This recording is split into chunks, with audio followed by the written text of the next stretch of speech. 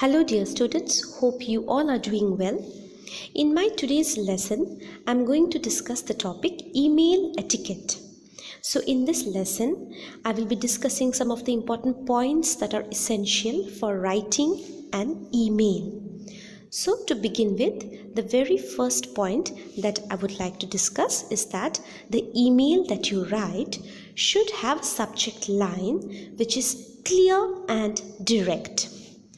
Professionals send and receive several emails on a single day. Whether we want to open an email is very much based on the subject line of the email. We should always try to choose a subject line that addresses the concerns of the readers or directly some relevant business issues. Hence, do keep in mind that the subject line should be clear, it should be catchy and very direct. For example, meeting venue changed.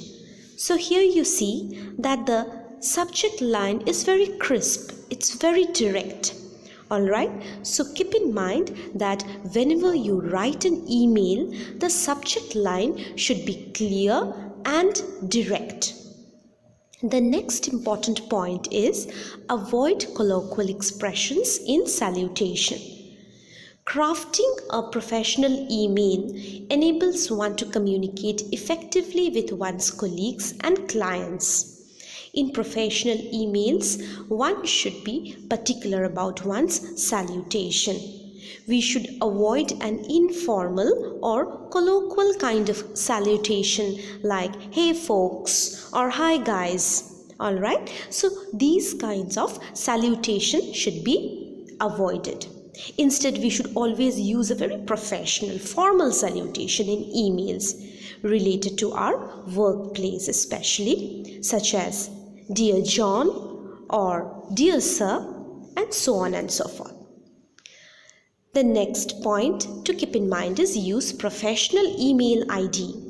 We should always use an email address that clearly conveys our name so that the recipient knows who is sending the email.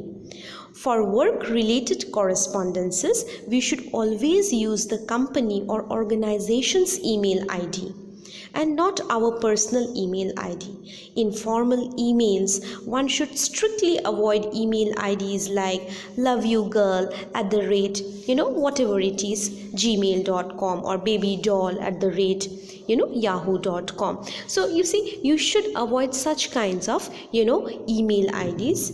It should be, keep in mind that the email IDs should project professionalism. The next point that we need to consider while writing an email is include a signature block if possible. A signature block provides a detailed information about the sender to the readers. Generally, a signature block states the following details about the sender: full name, designation, department or maybe the section, name of the company or organization to which he or she belongs, contact details including your phone number and email ID. Alright, so such information would definitely add a little publicity to your current profile too. So you may include a signature block. The next point that you all can consider is that be careful with the use of humor. Alright, so in professional exchanges, it is better to avoid humor as much as possible. What is funny for you might not be funny for someone else, isn't it? So using humor in spoken exchanges with the right tone and facial expressions has certain advantages, but in formal written correspondence, it is better to leave out the humor element. Alright, so be very careful with the use of humor. The next point that I would like to discuss is, yes, select appropriate font style, size and color. Alright, it should be classy. In formal emails, we should select a classic font style, size as well as color. Using an inappropriate font style or color may project unprofessionalism at our workplace, isn't it? So generally it is best to use 10 or 12 point type and easy to read fonts such as Arial or Calibri or Times New Roman in formal email. So do keep in mind, you may either use Arial or Calibri, even Times New Roman is okay, and the size could be like 10 or 12 point type. All right, so do keep in mind that we should select appropriate font style, size, as well as the color. And do not forget to proofread the content. Very often we are in a hurry, we type the email and then we send. But no, we need to proofread the content before we are actually, sending the email. So read and reread the message that you have typed before hitting the send button. Check the content properly in order to avoid typographical errors, spelling errors, etc. One should not depend completely on spell checkers. All right, so it is good habit, it is in fact very good habit to read the entire message carefully before sending it off. And another important point that you need to keep in mind is double check the names that are selected. Very important. All right, you must check whether you are sending the email to the correct person or not.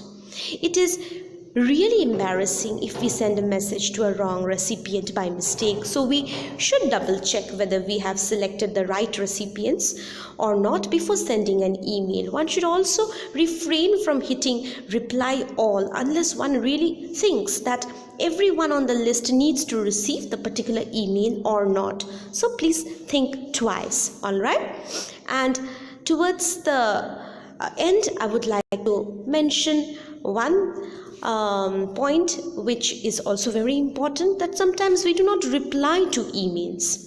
All right, so but it is very essential that we need to send an acknowledgement note.